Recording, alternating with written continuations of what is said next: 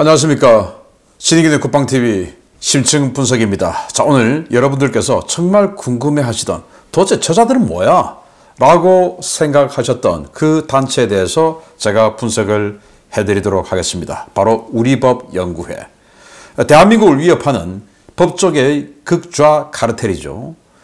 이 법조계 극좌 카르텔이 어떻게 해서 스타트를 했는지, 어떤 구성원들인지, 어떤 조직인지, 그리고 지금은 어떤 상황인지, 그리고 그 뒤에 정말 깜짝 놀랄 어떤 의혹이 있는지, 이런 것까지 한번 여러분들께 말씀드려 보도록 하겠습니다. 정말 놀랍습니다. 우리법연구회, 국제인권법연구회. 지금 대한민국의 희한한 판결들, 그리고 대한민국을 전복시키기 위한 내란을 하기 위한 좌파들을 도와주는 그 판결을 내리는 사람들마다 우리법연구회, 국제인권법연구회. 도대체 이건 뭐냐?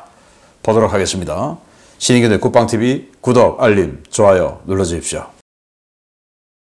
자, 깨시민, 깨어있는 시민 인척하는 자들을 깨시민이라고 하죠. 그리고 좌파들이 이를 가는 불법 비밀 사조직이 바로 군내의 하나회였습니다. 김영삼 대통령이 이 하나회를 해산시켜버렸죠. 그때 당시에 김영삼 대통령이 이렇게 권영해 국방차관과 면담 중 이런 이야기를 했어요. 93년 2월입니다.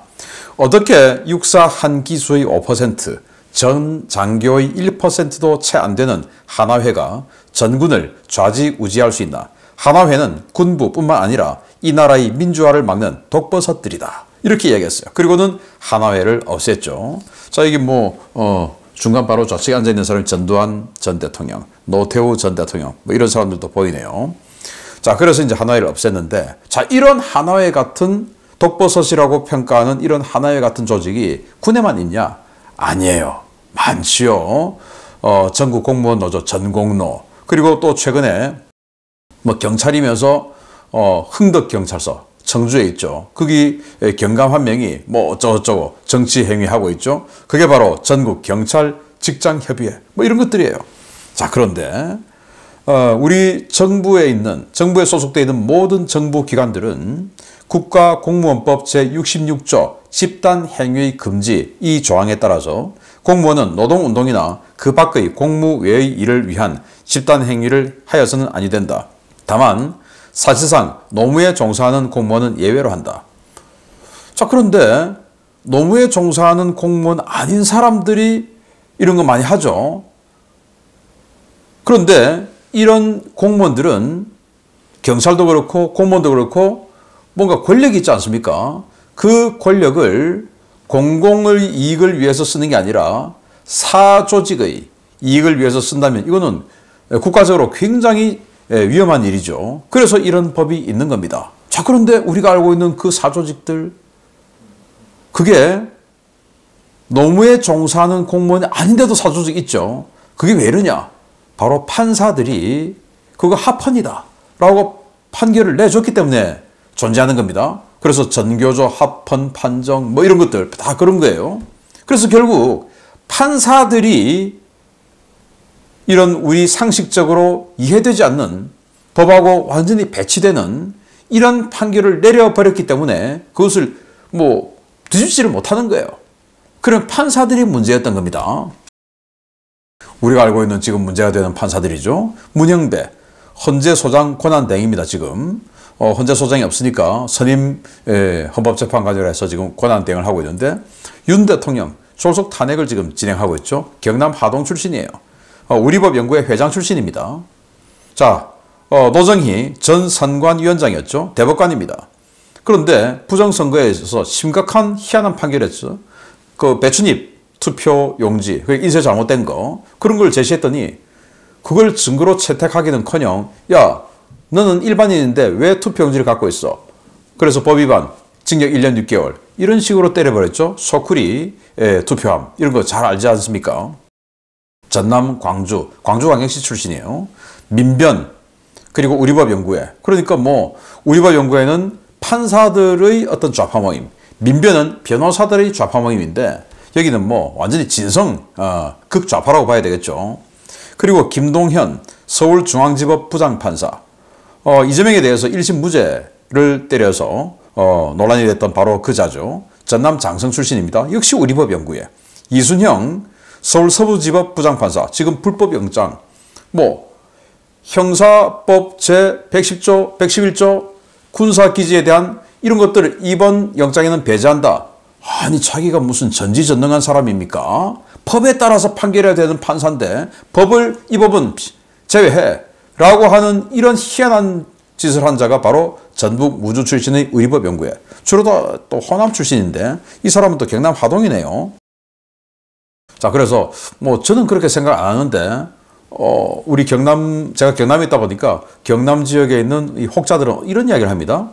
하동, 함양, 산청, 거창 이런데 정말 그 대한민국을 지키고자 하는 훌륭한 분들 많은데 가끔 여기에 이상한 사람들이 있다. 그 사람들은 어쩌면 그 과거 지리산에서 활동하던 빨치산들의 후예일 수도 있다. 이런 이야기를 하던데 네, 실제로 그렇다고는 믿고 싶지는 않습니다. 자, 이런 판사들이 그런 희한한 판결을 내려서 저렇게 사조직이 생기는 거죠. 자, 그러면 다 우리법연구회 들이었는데 이 법조계의 하나회, 우리법연구회 그리고 국제인권법연구회는 도대체 뭐냐 보도록 하겠는데요.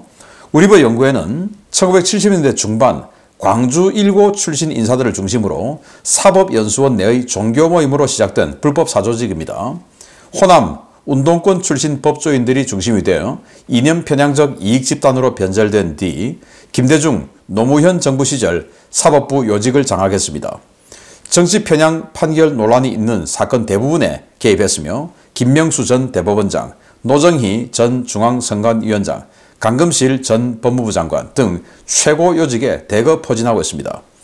2010년 이후 회원 명단을 공개하지 않고 있으며 2018년 해체했다고 주장했으나 구성원들이 국제인권법연구회로 옮겨가 법조계 내부의 카르텔을 형성하고 있다라고 의심받고 있습니다. 자, 우리법연구회.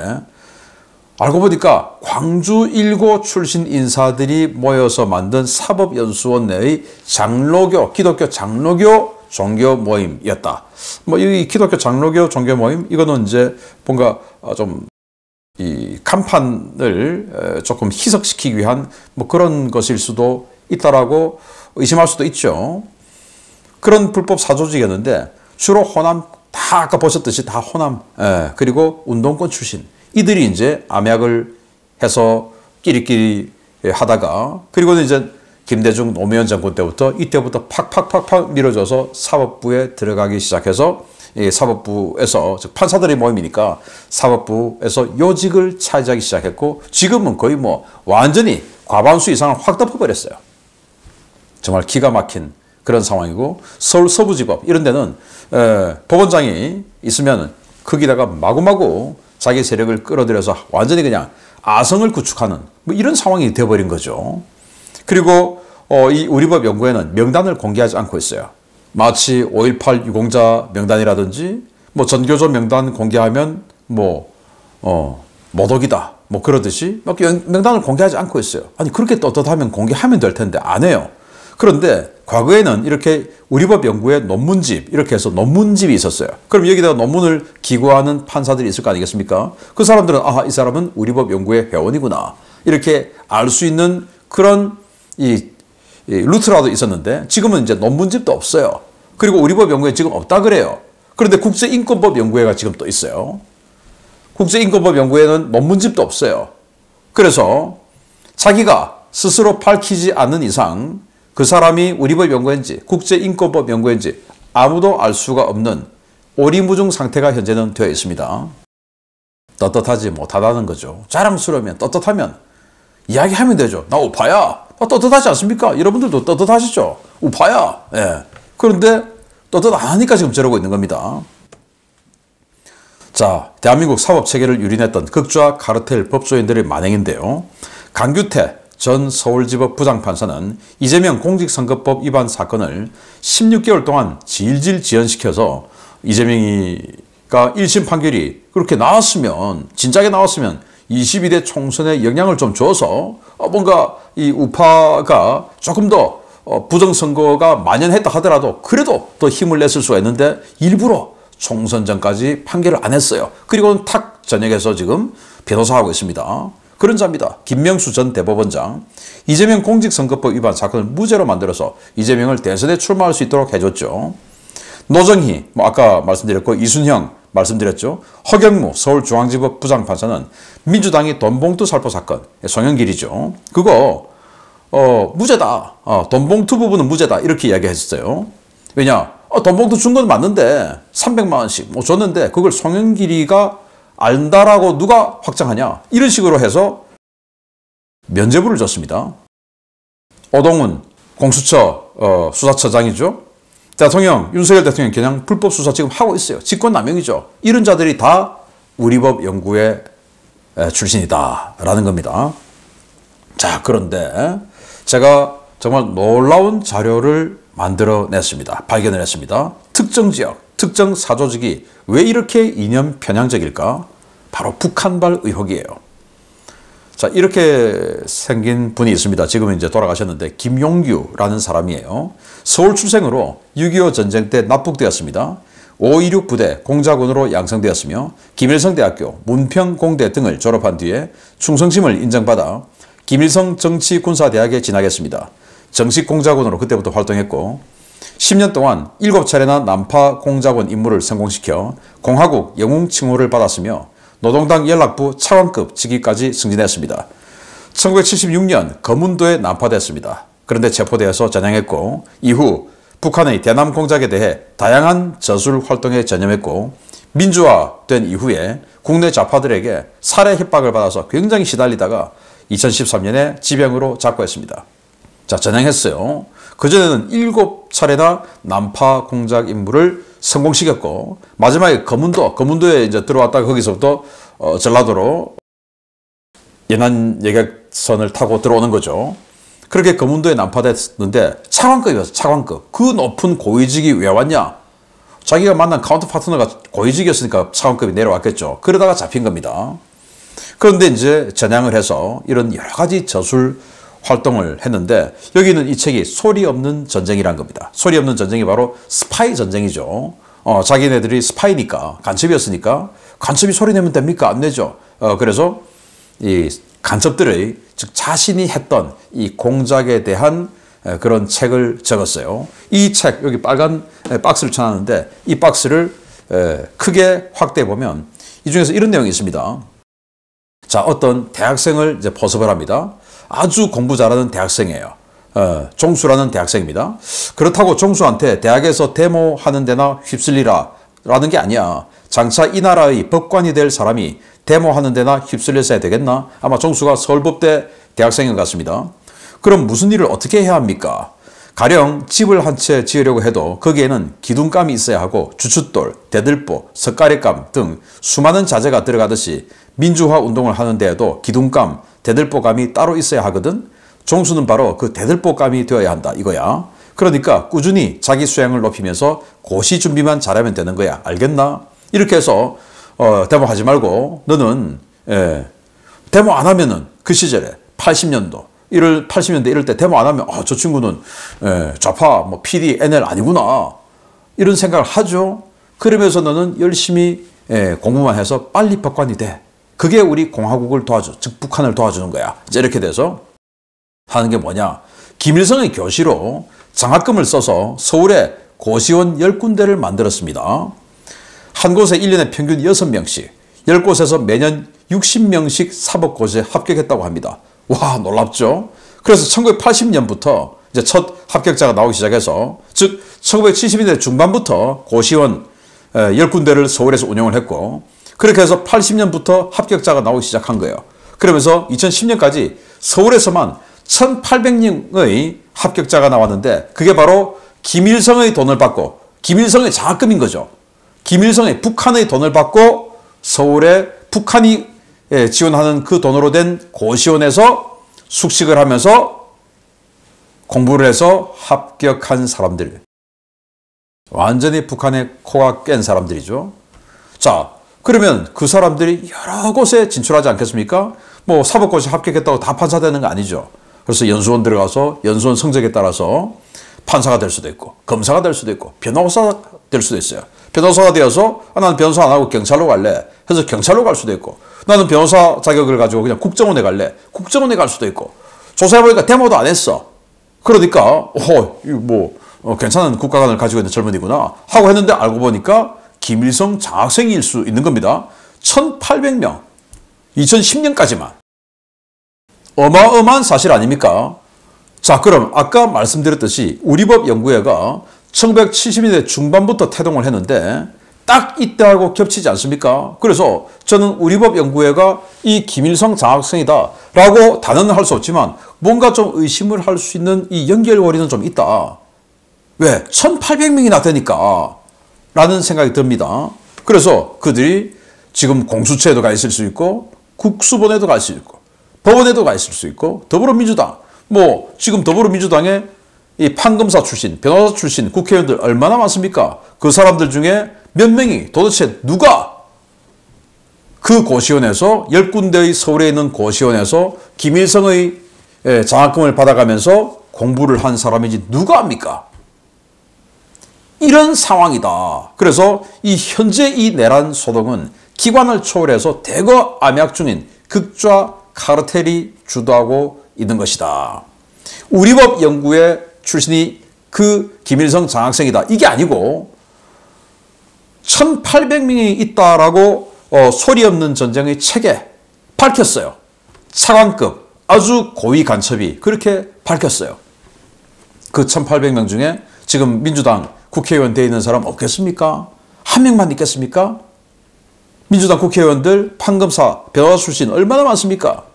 한 명만 있겠습니까? 천만의 말씀이겠죠. 법원에 지금 우리법연구회 거기에 없겠습니까? 우리법연구회에서 내놓는 판결들이 정말 기가 막힌 판결들, 어떻게 이런 판결을 할 수 있냐, 이런 것들이 너무 많죠. 그게 바로 이러한 연유가 아닐까라는 생각이 문득 듭니다. 공수처에, 국수본에, 경찰에, 경찰 고위직에 변호사 자격을 가지고 경정으로 바로 경찰관에 되는 사람들 많죠. 그 사람들은 그 고시원 출신이 아니다라고 누가 장담할 수 있습니까? 대한민국이 지금 이 상태예요. 정말 김일성의, 즉 북한의, 저 북한 공산당의 저 뻘건 이 피가, 이 세력이 이렇게 오랫동안 대한민국을 스며들어서 이렇게 지금 뒤집어 가고 있는 것입니다. 자, 그래서 이 현재 이 대한민국 사법 시스템 안에서 압력하는 이 극좌 카르텔 때문에 현재 이 시스템으로는 해결이 안 돼요. 왜? 1800명이나 법조인들이 2010년까지니까 그 이후엔 또 더 있을 수 있는데 1800명 이상이 법조인이 지금 활약을 하고 있는데 그것도 김일성 장학생이 그냥 나는 원래 김일성하고는 관계없지만 난 좌파야 한 사람도 얼마나 많습니까? 그거 빼고 오직 김일성 장학생만 1800명인데 이게 제대로 되겠습니까? 그래서 윤석열 대통령이 군사법원을 활용하자라는 생각으로 계엄을 했을 수도 있다라는 거고, 또 제가 놀라운 소식 하나 말씀을 드리면 군사법원에서는 당연히 그런 자들 김일성 장학생이 없겠죠. 그 고시원 출신들이 없으니까. 그런데 이 군사법원에서 예를 들어서 군사 기밀을 누설했다 해서 처벌을 받을 수 있지 않습니까? 또 전쟁이 발생해서 오히려 자기의 상관을 쏘아버렸다 이렇게 해서 기소가 돼서 처벌받을 수 있지 않습니까? 그러면 군사법원에서 예를 들어서 사형이다, 무기징역이다, 징역 15년이다 선고할 수 있어요. 그러면 또 항소를 하겠죠. 그런데 그 이전에는 고등군사법원이 있었어요. 그런데 문재인 정부 때 그 고등군사법원을 없애버렸어요. 원래 군사법원 자체를 없애려고 했다가, 기억하시죠? 군사법원 자체를 없애려고 했다가 너무 반발이 크니까, 전쟁은 해야 되니까 전시에 군사법원 없으면 어떡하냐, 이 여론에 밀려서 군사법원을 다 없애지 못하고 고등군사법원을 없앴어요. 자, 그러면 국민에게는 또 죄를 지었든지 말든지 항소를 할 수 있는 항소권이 있죠. 그러면 고등군사법원이 없는데 항소는 그럼 어디 가서 하냐? 법으로 서울고등법원에서 2심을 하도록 만들어버렸습니다.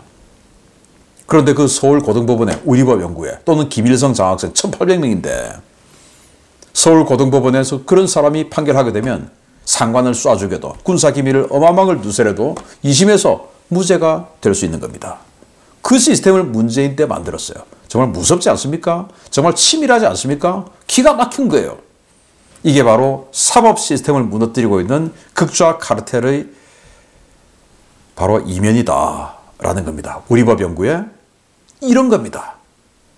그래서 지금 헌법재판관들 중에 의료법 연구회들 많죠. 믿을 수가 없는 거예요. 그중에 누가 김일성 장학생인지 이런 거 밝혀내려면 군사법원에서만 밝혀낼 수 있는 겁니다.